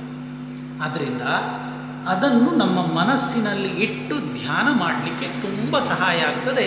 ಆಚಾರ್ಯರು ಧ್ಯಾನದಲ್ಲಿ ಹೇಳಿದ್ದು ಆ ಕಾರಣ. ಧ್ಯೇಯ ಸದಾ ಸವಿತೃಮಂಡಲ ಮಧ್ಯವರ್ತಿ ನಾರಾಯಣ ಸದಾ ಧ್ಯೇಯ. ಯಾವತ್ತೋ ಒಂದು ದಿನ ಮಾತ್ರ ಅಲ್ಲ, ತಿಂಗಳಿಗೊಂದು ದಿನವೂ ಅಲ್ಲ, ನಿತ್ಯ. ಸದಾ ಅಂತ ಹೇಳಿದರೆ ನಿತ್ಯ ಅಂತ ಅರ್ಥ. ನಿತ್ಯವೂ ಕೂಡ ಅವನನ್ನು ಧ್ಯಾನ ಮಾಡಬೇಕು. ಆದರೆ ಒಂದೇ ಸಲಕ್ಕೆ ನಿಮಗೆ ಅಷ್ಟು ದೊಡ್ಡ ಧ್ಯಾನವನ್ನು ಮಾಡಲಿಕ್ಕಾಗೋದಿಲ್ಲ. ಪ್ರಾರಂಭದಲ್ಲಿ ಕೇವಲ ಆದಿತ್ಯ ಸೂರ್ಯನನ್ನು ಮಾತ್ರ ಧ್ಯಾನ ಮಾಡಿ, ಆ ಸೂರ್ಯ, ಅವನ ಬಣ್ಣ, ಅವನ ಆ ತೇಜೋಮಂಡಲದಿಂದ ಬರುವ ಕಿರಣಗಳು, ಆ ಕಿರಣಗಳ ವರ್ಣಗಳು, ಅದು ನಮ್ಮ ಶರೀರದ ಮೇಲೆ ಬೀಳುವಂತಹ ರೀತಿ, ಇದನ್ನೆಲ್ಲ ಧ್ಯಾನ ಮಾಡ್ತಾ ಮಾಡ್ತಾ ಸಾಧಕನಿಗೆ ಕೊನೆಗೆ ಆ ತೇಜೋಮಂಡಲದ ಅಂತರ್ಗತನಾದಂತಹ ಸವಿತೃಮಂಡಲ ಮಧ್ಯವರ್ತಿಯಾದ ನಾರಾಯಣ ಕೊನೆಗೊಂದು ದಿನ ತನ್ನ ದರ್ಶನವನ್ನು ಕೊಡ್ತಾನೆ. ಆ ನಾರಾಯಣನ ದರ್ಶನವನ್ನು ಪಡಿಲಿಕ್ಕೋಸ್ಕರವಾಗಿ ಈ ಸೂರ್ಯ ದರ್ಶನ ನಮ್ಮ ಬದುಕಿನಲ್ಲಿ ನಿತ್ಯ ಆಗಬೇಕು. ಅದು ಆದಿತ್ಯ ಹೃದಯ ಸ್ತೋತ್ರದ ಮೂಲಭೂತವಾದ ಉದ್ದೇಶ. ಎಷ್ಟು ದಿವಸ ಆ ಆದಿತ್ಯ ಮಂಡಲದ ಅಂತರ್ಗತನಾದ ಸೂರ್ಯನಾರಾಯಣನನ್ನು ನಮಗೆ ನೋಡಲಿಕ್ಕಾಗುವುದಿಲ್ಲ, ನಾರಾಯಣನನ್ನು ನೋಡುವ ಮುಂಚೆ ಸೂರ್ಯನನ್ನು ನೋಡಲಿಕ್ಕಾಗುವುದಿಲ್ಲ. ಆದಿತ್ಯ ಹೃದಯ ಏನು ಕೆಲಸ ಮಾಡುವುದಿಲ್ಲ. ಆ ಸೂರ್ಯನನ್ನು ನೋಡಬೇಕು ಅಂದರೆ ಬೆಳಗ್ಗೆ ಸ್ವಲ್ಪ ಬೇಗ ಏಳಬೇಕಾಗ್ತದೆ, ಅಷ್ಟೇ ಸಮಸ್ಯೆ. 8 ಗಂಟೆಗೆ ಎದ್ದರೆ ಆ ಸೂರ್ಯ ತನ್ನ ಆ ಬೆಳಗ್ಗಿನ ಒಳ್ಳೆಯ ಶಾಂತ ಸ್ವಭಾವವನ್ನು ದಾಟಿ ರೌದ್ರ ಸ್ವಭಾವಕ್ಕೆ ಬಂದು ಬಿಡ್ತಾನೆ, ಆಗ ನೋಡಲಿಕ್ಕೆ ಬರುವುದಿಲ್ಲ. ಅದಕ್ಕೋಸ್ಕರ ಸೂರ್ಯನನ್ನು ನೋಡಬೇಕು ಅಂದರೆ ನಮ್ಮಲ್ಲಿ ಹಾಗಲ್ಲ. ಸ್ವಾಮಿಗಳು ಬರ್ತಾರೆ ಅಂತ ಗೊತ್ತಾದರೆ ಕೈಯಲ್ಲೊಂದು ಕಲಶ, ಒಂದು ಅರಳು, ಒಂದು ಹೂಮಾಲೆ ಹಿಡಿದು ನಾವು ಅವರಿಗೋಸ್ಕರ ಬಾಗಿಲ ಹತ್ತಿರ ಕಾದು ನಿಲ್ತೇವೆ. ಗಂಟೆ, ಶಂಖ ಎಲ್ಲ ಮಂಗಲ ಪದಾರ್ಥಗಳನ್ನು ಹಿಡಿದುಕೊಂಡು ಅವರಿಗೋಸ್ಕರ ಕಾಯ್ದು ನಿಲ್ತೇವೆ. ಹಾಗೆ ಇಡೀ ಜಗದೇಕ ಚಕ್ಷುವಾದ ಸೂರ್ಯ ಬೆಳಗ್ಗೆ ಹುಟ್ಟಿ ಬರ್ತಾನೆ ಅಂದರೆ ಅಂತಹ ಮಹಾತ್ಮನನ್ನು ಸ್ವಾಗತ ಮಾಡಲಿಕ್ಕೆ ಅವನಿಗಿಂತ ಮುಂಚೆ ನಾವು ರೆಡಿಯಾಗಬೇಕು, ನಾವು ಸಿದ್ಧರಾಗಿ ಕೂತ್ಕೊಳ್ಬೇಕು ಅನ್ನುವುದು ಅದರ ತಾತ್ಪರ್ಯ. ಹಾಗಾದರೆ ಈ ಆದಿತ್ಯ ಅಂದರೆ ಯಾರು? ಹೊರಗೆ ಕಾಣುವಂಥದ್ದು ಆದಿತ್ಯ ಮಂಡಲ, ಸರಿ, ಅವನೇ ಆದಿತ್ಯನು ಕೇಳಿದ್ದೆ. ಆದಿತ್ಯ ಹೌದು, ಆದರೆ ವಿಷ್ಣು ಸಹಸ್ರನಾಮ ಹೇಳ್ತದೆ ಆದಿತ್ಯೋ ಜ್ಯೋತಿರಾದಿತ್ಯ. ಆದಿತ್ಯ ಅನ್ನುವ ಶಬ್ದ ಕೊನೆಗೆ ಹೋಗಿ ನಿಲ್ಲುವುದು ಯಾರಲ್ಲಿ ಕೇಳಿದರೆ ಅದು ಸಾಕ್ಷಾತ್ತಾಗಿ ಭಗವಂತನಲ್ಲಿ. ಆದಿತ್ಯ ಶಬ್ದವನ್ನು ಹೇಳಿದ ಮರುಕ್ಷಣದಲ್ಲಿ ಭೀಷ್ಮಾಚಾರ್ಯರು ಹೇಳ್ತಾರೆ ಜ್ಯೋತಿರಾದಿತ್ಯ. ಆ ಆದಿತ್ಯನ ಒಳಗೆ ಜ್ಯೋತಿಸ್ಸಿನ ಸ್ವರೂಪದಲ್ಲಿ ನಿಂತು ಅವನಿಗೆ ಬೇಕಾದ ಆ ಶಕ್ತಿಯನ್ನು ಕೊಡುವುದು ಯಾರು ಕೇಳಿದರೆ ಅದು ಸಾಕ್ಷಾತ್ತಾದ ಭಗವಂತ ಅಂತ. ಹೊರಗೆ ಕಾಣುವ ಆದಿತ್ಯ ಅದು ನಾಮಕೆ ವಾಸ್ತೆ ಇದ್ದಾನೆ, ಆದರೆ ಆದಿತ್ಯನನ್ನು ಆ ಸೂರ್ಯಮಂಡಲದಲ್ಲಿ ಸನ್ನಿಹಿತನನ್ನಾಗಿಸಿ ಅವನ ಮೂಲಕವಾಗಿ ಈ ಎಲ್ಲ ಕೆಲಸಗಳನ್ನು ಮಾಡುವ, ನಿಯಂತ್ರಿಸುವ ಶಕ್ತಿ ಯಾವುದು ಕೇಳಿದರೆ ಅದು ಭಗವಂತ ಅನ್ನುವ ದೊಡ್ಡ ಶಕ್ತಿ. ಇದು ನಮ್ಮ ವೇದಾಂತದ ಕಲ್ಪನೆಯ ಬಹುದೊಡ್ಡ ಸಾರವತ್ತಾದ ಭಾಗ. ನಮ್ಮಲ್ಲಿ ಯಾವುದು ಹೊರಗೆ ನೋಡುತ್ತೇವೆ ಅದಕ್ಕೆ ಬೆಲೆ ಕಡಿಮೆ, ಯಾವುದು ಒಳಗಿನಿಂದ ತುಂಬಿರ್ತದೆ ಅದಕ್ಕೆ ಬೆಲೆ ಮತ್ತು ಗೌರವ ಜಾಸ್ತಿ. ಈ ಮಕ್ಕಳು ನೋಡಿ, ಈ ಅರ್ಥ ಆಗಲಿಕ್ಕೋಸ್ಕರ ಮಾತ್ರ ದೃಷ್ಟಾಂತ ಕೊಡೋದು. ಮಕ್ಕಳು ಚಾಕ್ಲೇಟ್ ಬೇಕು ಅಂತ ಹಠ ಹಿಡಿತಾರೆ. ಅಂಗಡಿಗೆ ಹೋಗಿ 10 ರೂಪಾಯಿ ಕೊಟ್ಟು ಒಂದು ಡಬ್ಬವನ್ನು ತೋರಿಸ್ತಾರೆ, ಚಾಕ್ಲೇಟ್ ಕೊಡಿ ಅಂತ. ಅಂಗಡಿಯವ ಏನು ಮಾಡ್ತಾನೆ, ಡಬ್ಬದ ಒಳಗೆ ಕೈ ಹಾಕಿ ತೆಗೆದು ಕೊಡ್ತಾನೆ. ಮಗು ತೋರಿಸಿದ್ದು ಡಬ್ಬ, ಆದರೆ ಅವ ಡಬ್ಬ ಕೊಡುವುದಲ್ಲ, ಅದರ ಒಳಗಿರುವಂತಹ ಒಂದು ವಸ್ತುವನ್ನು ತೆಗೆದುಕೊಡ್ತಾನೆ. ಹಾಗಾದರೆ ಡಬ್ಬ ಚಾಕ್ಲೇಟ್ ಅಲ್ಲ, ಸ್ಪಷ್ಟ ಆಯಿತು. ಮಗು ತೋರಿಸಿದ್ದು ಅದನ್ನೇ. ಚಾಕ್ಲೇಟ್ ಕೈಗೆ ಸಿಕ್ಕಿದರೆ ಮಗು ತಿನ್ನೋದಿಲ್ಲ. ಅದರ ಹೊರಗೊಂದು ರ್ಯಾಪರ್ ಇರ್ತದೆ, ಅದನ್ನು ತೆಗೆದು ಕೆಳಗೆ ಹಾಕ್ತದೆ. ಹಾಗಾದರೆ ರ್ಯಾಪರ್ ಚಾಕ್ಲೇಟಾ? ರ್ಯಾಪರ್ ಚಾಕ್ಲೇಟ್ ಅಲ್ಲ. ಒಳಗಿನದ್ದನ್ನೂ ತೆಗೆದು ನೋಡಿದರೆ ಇನ್ನೊಂದು ಸಣ್ಣ ಕವರ್ ಇರ್ತದೆ, ಮಗು ಅದನ್ನೂ ತೆಗೀತದೆ. ಅದರ ಒಳಗಿರುವ ವಸ್ತು ಯಾವುದುಂಟು ಮಗುವಿಗೆ ಗೊತ್ತುಂಟು, ಅದು ಚಾಕ್ಲೇಟ್ ಅಂತ. ಅದು ತೋರಿಸುವುದು ಡಬ್ಬ, ಡಬ್ಬದ ಒಳಗಿರುವಂತಹ ಒಂದು ವಸ್ತು, ಆ ವಸ್ತುವಿಗೆ ಸುತ್ತಿದ ಒಂದು ರ್ಯಾಪರ್, ಅದರ ಒಳಗಿರುವ ಇನ್ನೊಂದು ಕವರ್, ಅದನ್ನೂ ತೆಗೆದರೆ ಮಗುವಿಗೆ ಬೇಕಾದ ಸಾರಭೂತವಾದ ಒಂದು ವಸ್ತು ಸಿಗ್ತದೆ. ಅದಕ್ಕೆ ಚಾಕ್ಲೇಟ್ ಅಂತ. ಅದು ಮಗು ಹೇಗೆ ಸವಿತದೆ ಹಾಗೆ ಎಲ್ಲ ವಸ್ತುಗಳು. ನಾವು ಹೊರಗೆ ನೋಡುವಂಥದ್ದು ಸೂರ್ಯ ಅನ್ನುವಂತಹ ಮಂಡಲದ ಪ್ರತೀಕ ಆದರೂ ಕೂಡ ಆ ಮಂಡಲದ ಪ್ರತೀಕವನ್ನು ಅದರ ಒಳಗಿದ್ದುಕೊಂಡು ನಿಯಂತ್ರಿಸುವ ಶಕ್ತಿ ಯಾವುದು ಕೇಳಿದರೆ ಅದು ಭಗವಂತ ಅನ್ನುವಂಥದ್ದು. ಅದು ಸೂರ್ಯನಿಗೆ ಮಾತ್ರ ಅಲ್ಲ, ನಮ್ಮೆಲ್ಲರ ಬದುಕಿನಲ್ಲೂ ಕೂಡ ಅದೇ. ನಾವು ಹೇಳ್ತೇವೆ ನನ್ನ ತಲೆ, ಸರಿ, ನನ್ನ ತಲೆ, ನನ್ನ ಕೈ, ನನ್ನ ಕಾಲು, ಇದೆಲ್ಲ ಶರೀರದ ಭಾಗವನ್ನು ನಾನು ನನ್ನ ತಲೆ, ನನ್ನ ಕೈ, ನನ್ನ ಕಾಲು ಎಲ್ಲ ಹೇಳ್ತಾ ಹೋಗಿದಾಗ ಹಾಗಾದರೆ ನಾನೆಲ್ಲಿದ್ದೇನೆ? ಇದು ನಾನಲ್ಲ, ಇದು ನಾನು ಅಂತ ಹೇಳ್ತೇವಲ್ಲ, ಇದು ನನ್ನ ಕೈ, ಸರಿಯಲ್ಲ. ನನ್ನ ಕೈಗೆ ನೋವಾಗಿದೆ, ನನ್ನ ಕಿವಿ ಕೇಳಿಸ್ತಾ ಇಲ್ಲ, ನನ್ನ ಕಣ್ಣಿಗೆ ಚಾಲೀಸ್ ಬಂದಿದೆ ಎಲ್ಲ ಹೇಳ್ತೇವೆ. ಹಾಗಾದರೆ ಈ ಕಣ್ಣೂ ನಾನಲ್ಲ, ಈ ಕೈಯೂ ನಾನಲ್ಲ, ಈ ಕಿವಿಯೂ ನಾನಲ್ಲ. ಈ ಕಣ್ಣು, ಕಿವಿ, ಕೈ, ಕಾಲು, ಮೂಗನ್ನು ಹೊರತುಪಡಿಸಿ ಯಾವುದೋ ಒಂದು ವಸ್ತು ನಾನು ಹೇಳುವಂಥದ್ದುಂಟು. ಆ ನಾನು ಹೇಳುವಂಥದ್ದು ಇದೆಲ್ಲದಕ್ಕಿಂತಲೂ ಕೂಡ ಪ್ರತ್ಯೇಕ ಅಂತ ನನಗೆ ಗೊತ್ತು. ಯಾಕೆ? ಆ ನಾನು ಅನ್ನುವಂಥದ್ದು ಒಂದು ದಿನ ಇರ್ತದೆ, ಒಂದು ದಿನ ಹೊರಟು ಹೋಗ್ತದೆ. ಆದ್ದರಿಂದ ಯಾವಾಗಲೂ ಬಂದು ಒಂದು ದಿನ ಹೊರಟು ಹೋಗುವಂತಹ ನಾನು ಅಂತ ಕರೆಯಲ್ಪಡುವಂತಹ ಒಂದು ಜೀವಾತ್ಮ, ಆ ಜೀವಾತ್ಮನನ್ನು ಈ ಶರೀರದ ಒಳಗೆ ಇಟ್ಟು ನಿಯಂತ್ರಿಸುವಂತಹ ಭಗವಂತ ಇದ್ದಾನೆ. ವಾಸ್ತವಿಕವಾಗಿ ಆ ಭಗವಂತನೇ ನಾನು ಅಂತ ಹೇಳಿದರು. ಇದು ಉಪನಿಷತ್ತು ಈ ಮಾತನ್ನು ತುಂಬ ಸುಂದರವಾಗಿ ನಮ್ಮ ಮುಂದೆ ವರ್ಣನೆ ಮಾಡಿದೆ. ತಲವಕಾರ ಉಪನಿಷತ್ತಿನ, ಅದಕ್ಕೆ ಕೇನೋಪನಿಷತ್ತು ಅಂತ ಕೂಡ ಕರೀತಾರೆ. ಪ್ರಾರಂಭದ ಮಂತ್ರವೇ ಹಾಗೆ, ಕೇನೇಷಿತಂ ಪತತಿ ಪ್ರೇಷಿತಂ ಮನಃ, ಕೇನ ಪ್ರಾಣಃ ಪ್ರಥಮಃ ಪ್ರೈತಿಯುಕ್ತಃ, ಕೇನೇಷಿತಾಂ ವಾಚಮಿಮಾಂ ವದಂತಿ ಚಕ್ಷುಶ್ರೋತ್ರಂಕವು ದೇವೋ ಯುನಕ್ತಿ ಅನ್ನುವುದು ಅದರ ಮೊದಲ ಮಂತ್ರ. ನಾವು ಇದೆಲ್ಲವನ್ನು ನಾನು ಮಾಡಿದೆ, ನನ್ನದೇ, ನನ್ನ ಯೋಚನೆ, ನನ್ನ ಮನೆ, ನನ್ನ ಮಕ್ಕಳು, ನನ್ನ ಸಂಸಾರ, ನನ್ನ ಹಣ ಎಲ್ಲವೂ ನನ್ನದು ಅಂತ ಹೇಳ್ತೇವಲ್ವ. ಉಪನಿಷತ್ತು ನಮಗೆ ಉಪದೇಶ ಮಾಡುತ್ತದೆ, ಇದು ಯಾವುದೂ ಕೂಡ ನಿನ್ನದ್ದಲ್ಲ. ಯಾಕೆ? ನೀನೇ ನಿನ್ನದ್ದಲ್ಲ. ಈ ಶರೀರ ನನ್ನದು ಅಂತಾದರೆ ಈ ಮತ್ತೆಲ್ಲ ಇದಕ್ಕೆ ಸಂಬಂಧಪಟ್ಟದ್ದು ನನ್ನದು ಅಂತ ಹೇಳಬಹುದು. ಈ ಶರೀರವೇ ನನ್ನದ್ದಲ್ಲ, ಶರೀರದಲ್ಲಿರುವ ಇಂದ್ರಿಯಗಳು ನನ್ನದ್ದಲ್ಲ, ಶರೀರದಲ್ಲಿರುವ ಮನಸ್ಸು, ಯೋಚನೆ ಯಾವುದು ಕೂಡ ನನ್ನದಲ್ವೇ ಅಲ್ಲ. ಉಪನಿಷತ್ತು ಹೇಳುತ್ತದೆ, ರಾತ್ರಿ ಊಟ ಮಾಡ್ತೀವಿ, ಫಲಾರ ಮಾಡ್ತೀವಿ, ಏನೋ ಮಾಡ್ತೀವಿ ಅಲ್ವಾ? ಹೌದು, ಮಾಡ್ತೇವೆ. ರಾತ್ರಿ ಒಳ್ಳೆ ಚೆನ್ನಾಗಿ ಊಟ ಮಾಡಿ ಒಂದು 10 ಗಂಟೆ ಮಲಗಿದರೆ ಬೆಳಗ್ಗೊಂದು 5 ಗಂಟೆಗೋ 6 ಗಂಟೆಗೋ ಹೇಳ್ತೀವಿ. ಸುಮಾರು ಹತ್ರ ಒಂದು 8 ಗಂಟೆ ನಿದ್ರೆ ಆಯಿತು ಅಂತ ಇಟ್ಟುಕೋ. ಸರಿ, ಏನಾಯಿತು? ರಾತ್ರಿ ಮಲಗಿದಾಗ ಬೆಳಗ್ಗೆ ಏಳುವ ಈ 8 ಗಂಟೆಯ ಸಮಯ ಉಂಟಲ್ವಾ, ನೀನೇನಾದರೂ ಕೆಲಸ ಮಾಡಿದ್ಯಾ? ಇಲ್ಲ ಸ್ವಾಮಿ, ಏನು ಮಾಡಲಿಲ್ಲ. ರಾತ್ರಿ ಮಲಗಿದ್ದು ಮಳೆ ಬಂದದ್ದು ಗೊತ್ತಿಲ್ಲ, ಗುಡುಗು ಸಿಡಿಲು ಬಡ್ದದ್ದು ಗೊತ್ತಿಲ್ಲ, ಚೆನ್ನಾಗಿ ನಿದ್ರೆ ಬಂತು. ಹೌದಲ್ಲ? ಚೆನ್ನಾಗಿ ನಿದ್ರೆ ಬಂತು. ಆದರೆ ನಿನಗೆ ಏನೂ ಗೊತ್ತಿಲ್ಲ, ಚೆನ್ನಾಗಿ ನಿದ್ರೆ ಬಂತು, ಮಳೆ ಗುಡುಗು ಸಿಡಿಲು ಯಾವುದೂ ನಿನ್ನ ಜ್ಞಾನಕ್ಕೆ ಬರಲೇ ಇಲ್ಲ. ಹೌದು, ಏನೂ ಬರಲಿಲ್ಲ. ಆದರೆ 10 ಗಂಟೆಗೆ ನೀನು ಊಟ ಮಾಡಿದ್ದು ಬೆಳಗ್ಗೆ 6 ಗಂಟೆಗೆ ಹೇಳುವಾಗ ಜೀರ್ಣ ಆಯಿತು. ನಿನ್ನ ಹೊಟ್ಟೆ ರಾತ್ರಿ ಒಳ್ಳೆ ತುಂಬಿಸಿಕೊಂಡು ಮಲಗಿದವನಿಗೆ ಬೆಳಗ್ಗೆ ಏಳುವಾಗ ಈ 8 ಗಂಟೆಯಲ್ಲಿ ಹೊಟ್ಟೆಯಲ್ಲಿದ್ದ ಆಹಾರ ಹಾಗೆ ಇಲ್ಲ, ಅದು ಚೆನ್ನಾಗಿ ಜೀರ್ಣ ಆಯಿತು. ರಾತ್ರಿಯಿಂದ ಬೆಳಗ್ಗೆ 8 ಗಂಟೆವರೆಗೆ ನಿನ್ನ ಶರೀರ ಉಸಿರಾಡ್ತಾ ಇತ್ತು. ಮಧ್ಯದಲ್ಲಿ ಯಾವುದೋ ಒಂದಿಷ್ಟು ಒಳ್ಳೆ ಸ್ವಪ್ನ, ಕೆಟ್ಟ ದೃಶ್ಯಗಳು ನಿನ್ನ ಮನಸ್ಸಿನಲ್ಲಿ ಬಂದು ಹೋಗ್ತಾ ಬಂತು. ಹಾಗಾದರೆ ನೀನು ಏನೂ ಮಾಡದೆ ಮಲಗಿದಾಗ ನಿನ್ನ ಹೊಟ್ಟೆಯಲ್ಲಿ ತಿಂದ ಅನ್ನವನ್ನು ಜೀರ್ಣ ಮಾಡಿದ್ದು ಯಾರು? ನೀನು ಏನೂ ಗೊತ್ತಿಲ್ಲದೆ ಮಲಗಿದಾಗ ನಿನ್ನ ಮೂಗಲ್ಲಿ ನಿಂತು ಉಸಿರಾಟದ ಶಕ್ತಿಯನ್ನು ಕೊಟ್ಟದ್ದು ಯಾರು? ನಿನಗೇನೂ ಬೇಡ ಅಂತ ಒಳ್ಳೆ ನಿದ್ರೆಗೆ ಜಾಗಿದ್ದಾಗ ನಿನ್ನ ಮನಸ್ಸಿನಲ್ಲಿ ಒಂದು ವಿಡಿಯೋ ಪ್ಲೇ ಮಾಡಿ ಅದರಲ್ಲಿ ಒಂದು ಒಳ್ಳೆಯ ದೃಶ್ಯವನ್ನು, ಕೆಟ್ಟ ದೃಶ್ಯವನ್ನು, ಸಂತೋಷವನ್ನು, ದುಃಖವನ್ನು ಕೊಟ್ಟಂತಹ ಆ ವಿಡಿಯೋ ಪ್ಲೇ ಮಾಡಿದ ವ್ಯಕ್ತಿ ಅವ ಯಾರಿರಬೇಕು? ಆದ್ದರಿಂದ ಇದು ಯಾವುದೂ ಕೂಡ ತಿಂದ ಅನ್ನ ಜೀರ್ಣಿಸಿಕೊಂಡದ್ದು ನಾನಲ್ಲ. ಅನ್ನ ಜೀರ್ಣ ಆದದ್ದು ಮಾತ್ರ ಅಲ್ಲ, ಅದು ಜೀರ್ಣ ಆಗಿ ಎಷ್ಟು ಕೆಲಸ ಮಾಡ್ತದೆ ನೋಡಿ.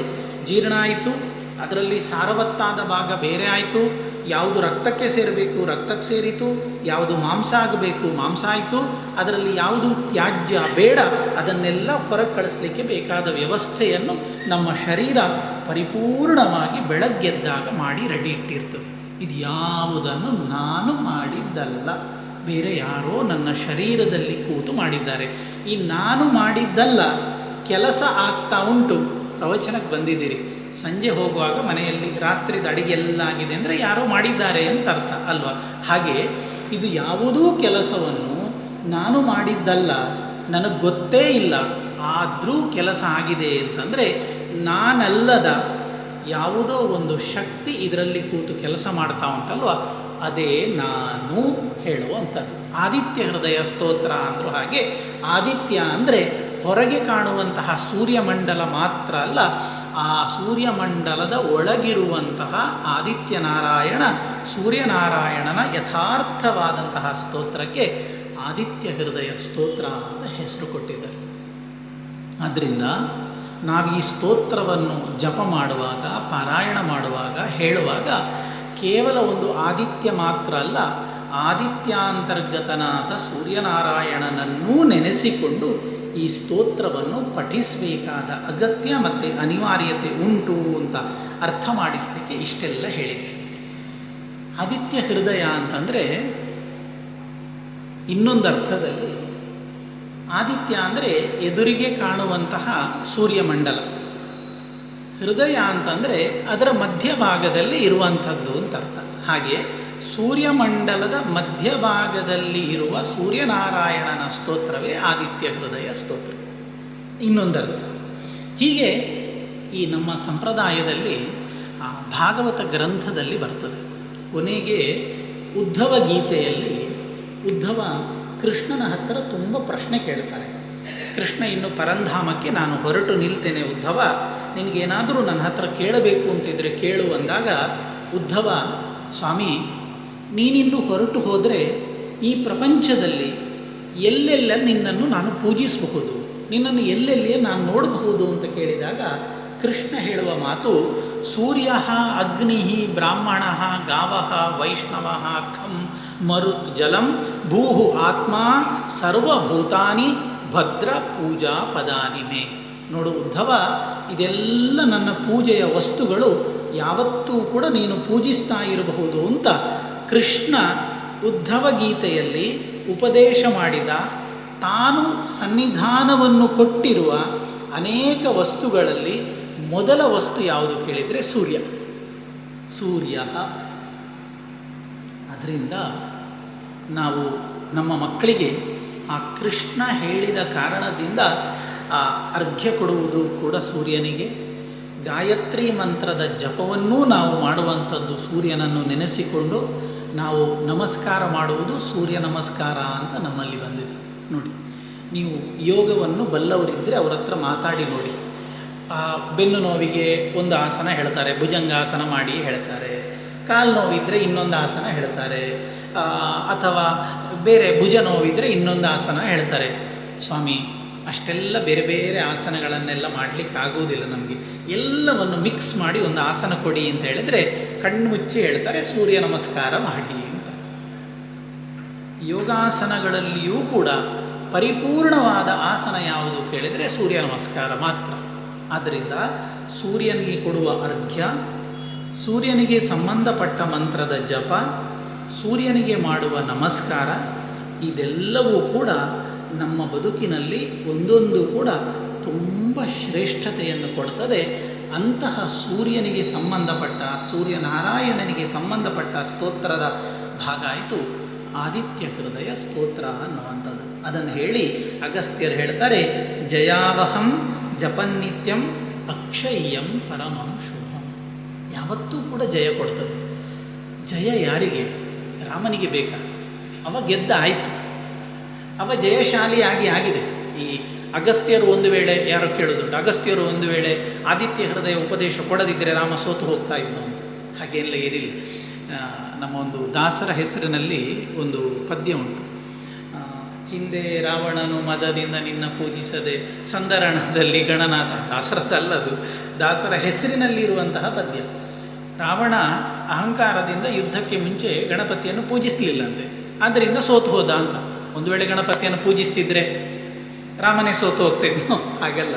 ಹಾಗೆ ಇದು ಜಯಾವಹಂ ಹೇಳುವಂಥದ್ದು ಈ ಆದಿತ್ಯ ಹೃದಯ ಸಿಕ್ಕದೇ ಹೋದರೆ ರಾಮನಿಗೆ ಜಯ ಆಗುವುದಿಲ್ಲ ಅಂತ ಅರ್ಥ ಅಲ್ಲ. ಯಾಕಂದರೆ ಅಗಸ್ತ್ಯ ಮಹರ್ಷಿಗಳು ಅಷ್ಟು ಸಣ್ಣವರಲ್ಲ. ರಾಮನ ಮಹತ್ವ, ರಾಮನ ಹಿರಿಮೆ, ರಾಮನ ಗರಿಮೆ ಎಲ್ಲವನ್ನು ತಿಳ್ಕೊಂಡು ರಾಮ-ರಾವಣ ಯುದ್ಧವನ್ನು ನೋಡಿ ಆನಂದಿಸಬೇಕು ಅಂತ ಅಲ್ಲಿ ಬಂದವರು. ಆದ್ದರಿಂದ ಅಜ್ಞಾನದಿಂದ ಕೊಟ್ಟದಲ್ಲ. ಜಯಾವಹಂ ಜಪನ್ ನಿತ್ಯಂ ಅಕ್ಷಯ್ಯಂ ಪರಮಂ ಶುಭಂ ಅಂತ ಹೇಳಿದರೆ ರಾಮನ ನೆನಪಿನಲ್ಲಿ ನಾವು ಜಪ ಮಾಡಿದಾಗ ನಮ್ಮ ಬದುಕಿನಲ್ಲಿ ಜಯವನ್ನು ತಂದುಕೊಡ್ತದೆ ಅಂತ ಆ ಮಂತ್ರದ ಅರ್ಥ. ಅಂತಹ ಮಂತ್ರವನ್ನು ಚಿಂತಾಶೋಕ ಪ್ರಶಮನಂ ಆಯುರ್ವರ್ಧನಮುತ್ತಮಂ. ನಮ್ಮ ಬದುಕಿನಲ್ಲಿ ಎರಡೇ ಇರುವುದು, ಒಂದು ಚಿಂತೆ ಮತ್ತೊಂದು ಶೋಕ. ಈ ಎರಡನ್ನೂ ಕೂಡ ನಾಶ ಮಾಡುವ ದೊಡ್ಡ ಗುಣ ಮತ್ತು ಶಕ್ತಿ ಈ ಆದಿತ್ಯ ಹೃದಯ ಸ್ತೋತ್ರಕ್ಕುಂಟು ಅಂತ ಹೇಳ್ತಾರೆ. ಮತ್ತು ಕೇವಲ ನಾಮಗಳು ಮಾತ್ರ ಇರುತ್ತೆ. ರಶ್ಮಿಮಂತಂ ಸಮುದ್ಯಂತಂ ದೇವಾಸುರ ನಮಸ್ಕೃತಂ ಪೂಜಯಸ್ವ ವಿವಸ್ವಂತಂ ಭಾಸ್ಕರಂ ಭುವನೇಶ್ವರಂ.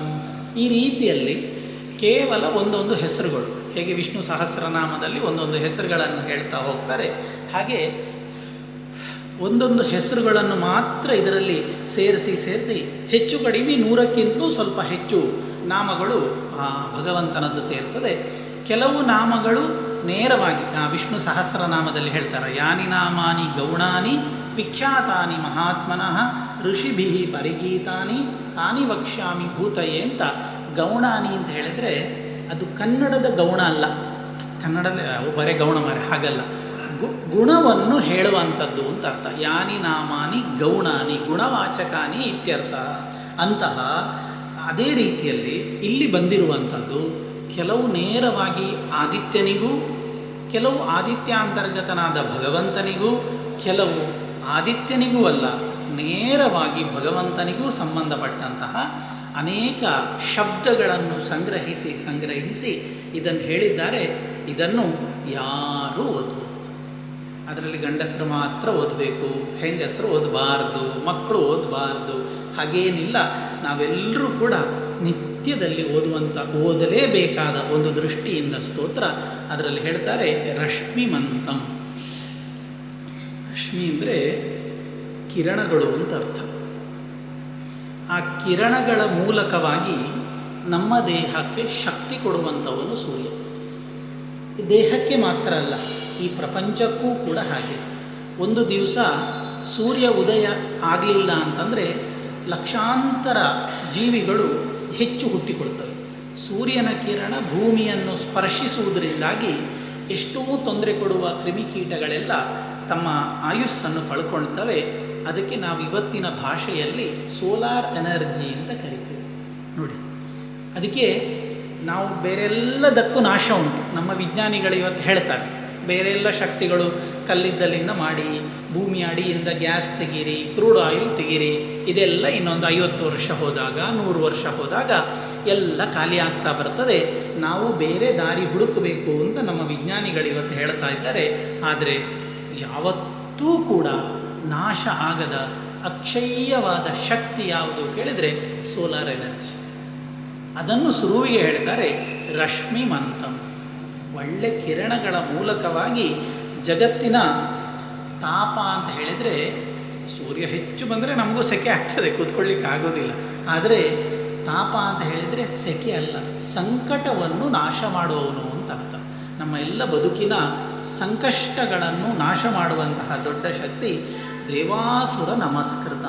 ಕೇವಲ ದೇವತೆಗಳು ಮಾತ್ರ ಅಲ್ಲ, ಅಸುರರೂ ಕೂಡ ತಮ್ಮ ಕಾರ್ಯ ಸಿದ್ಧಿಗೋಸ್ಕರವಾಗಿ ಅವನು ನಮಸ್ಕಾರ ಮಾಡುವಂಥದ್ದನ್ನು ನಾವು ನೋಡ್ತೇವೆ. ಮಂತ್ರದಲ್ಲಿ ತುಂಬ ಶಬ್ದಗಳನ್ನು ಉಪಯೋಗ ಮಾಡ್ತಾರೆ. ವ್ಯೋಮನಾಥಸ್ತಮೋಭೇದಿ ಋಗ್ಯಜುಸ್ ಸಾಮಧಾನ. ಎಲ್ಲ ವೇದಗಳಿಂದ ಪ್ರತಿಪಾದ್ಯನಾದವನೇ ಸೂರ್ಯನಾರಾಯಣ ಅಂತ ಅರ್ಥ. ಅದಕ್ಕೋಸ್ಕರ ನಾನು ಆಗ ಹೇಳಿದ ಉದ್ಧವ ಗೀತೆಯಲ್ಲಿ ಈ ಉಪಾಧಿ ಹೇಳಿದ್ರಲ್ಲ ಪೂಜೆ ಮಾಡಲಿಕ್ಕೆ, ಉದ್ಧವ ಕೇಳ್ತಾನೆ, ಕೃಷ್ಣ ಇದರಲ್ಲಿ ಹೇಗೆ ಪೂಜೆ ಮಾಡಬೇಕು? ನೀನು ಸೂರ್ಯ ಅಂತ ಹೇಳಿದ್ವಿ, ಸೂರ್ಯನನ್ನು ನಾನು ಹೇಗೆ ಪೂಜೆ ಮಾಡಬೇಕು ಅಂತ ಹೇಳಿದರೆ, ಸೂರ್ಯನಲ್ಲಿ ಸೂರ್ಯೇತು ವಿದ್ಯೆಯ ತ್ರಯ್ಯ, ವೇದ ವಿದ್ಯೆಯ ಮೂಲಕವಾಗಿ ಸೂರ್ಯನಲ್ಲಿರುವ ನಾರಾಯಣನನ್ನು ಪೂಜಿಸಬೇಕು ಅಂತ ಅರ್ಥ. ಸೂರ್ಯೇತು ವಿದ್ಯೆಯ ತ್ರಯ್ಯ. ಹವಿಷ ಅಗ್ನೌ ಯಜೇತಮ, ಅಗ್ನಿಯಲ್ಲಿ ಹೇಗೆ ಪೂಜೆ ಮಾಡಬೇಕು? ಹವಿಸ್ಸನ್ನು ಅರ್ಪಿಸುವ ಮೂಲಕವಾಗಿ ಅಗ್ನಿಯಲ್ಲಿ ನನ್ನನ್ನು ಆರಾಧಿಸಬೇಕು. ಆದ್ದರಿಂದ ಸೂರ್ಯನಾರಾಯಣನ ಉಪಾಸನೆಯನ್ನು ಹೇಗೆ ಮಾಡಬೇಕು ಕೇಳಿದರೆ, ತ್ರಯ್ಯಾ ವಿದ್ಯೆಯ, ಪರಿಪೂರ್ಣವಾದ ವೇದ ವಿದ್ಯೆಯ ಮೂಲಕವಾಗಿ ಸೂರ್ಯನನ್ನು ಆರಾಧಿಸಬೇಕು. ಎಲ್ಲ ವೇದ ವಿದ್ಯೆಗಳ ಸಾರಭೂತವಾದದ್ದು ವೇದ ಮಾತಾತು ಗಾಯತ್ರಿ ಹೇಳುವುದು. ಆದ್ದರಿಂದ ಸೂರ್ಯನಲ್ಲಿ ಗಾಯತ್ರಿ ಮಂತ್ರದ ಉಚ್ಚಾರಣೆಯ ಮೂಲಕವಾಗಿ ಉಪಾಸನೆ ಮಾಡಬೇಕು. ಗಾಯತ್ರಿ ಮಂತ್ರದಿಂದ ಅರ್ಘ್ಯ ಕೊಡುವ ಮೂಲಕವಾಗಿ ಉಪಾಸನೆ ಮಾಡಬೇಕು. ಅದನ್ನಿಲ್ಲಿ ಹೇಳ್ತದೆ ಋಗ್ಯಜು ಸಾಮ ಪಾರಗ. ಋಕ್ ಯಜು ಸಾಮ ವೇದ ಇರುವಂಥದ್ದು 3, ಅದಕ್ಕೆ ತ್ರಯೀ ಅನ್ನುವ ಹೆಸರು ಕೊಟ್ಟಿದ್ದಾರೆ. ಅಂತಹ 3 ವೇದಗಳ ಅನುಸಂಧಾನ, ಜಪ, ಪಠನದ ಮೂಲಕವಾಗಿ ಈ ಆದಿತ್ಯ ಹೃದಯ ಸ್ತೋತ್ರ ನಮಗೆ ತಿಳಿಸ್ತಾ ಉಂಟು ಸೂರ್ಯನಾರಾಯಣನನ್ನು ನಾವು ಆರಾಧಿಸಬೇಕು ಅಂತ. ಬ್ರಹ್ಮ ಈಶಾನ ಅಚ್ಯುತೇಶಾಯ. ಬ್ರಹ್ಮ, ವಿಷ್ಣು, ರುದ್ರ ಅವರಿಗೆಲ್ಲ ಒಡೆಯ ಅಂತ ಅರ್ಥ ಅಲ್ಲ, ಇವರೆಲ್ಲರನ್ನೂ ಒಡೆಯನ ಸ್ಥಾನದಲ್ಲಿ ಇಟ್ಟುಕೊಂಡವ ಸೂರ್ಯ. ಅವರನ್ನೆಲ್ಲ ನಿತ್ಯ ಉಪಾಸನೆ ಮಾಡ್ತಾನೆ.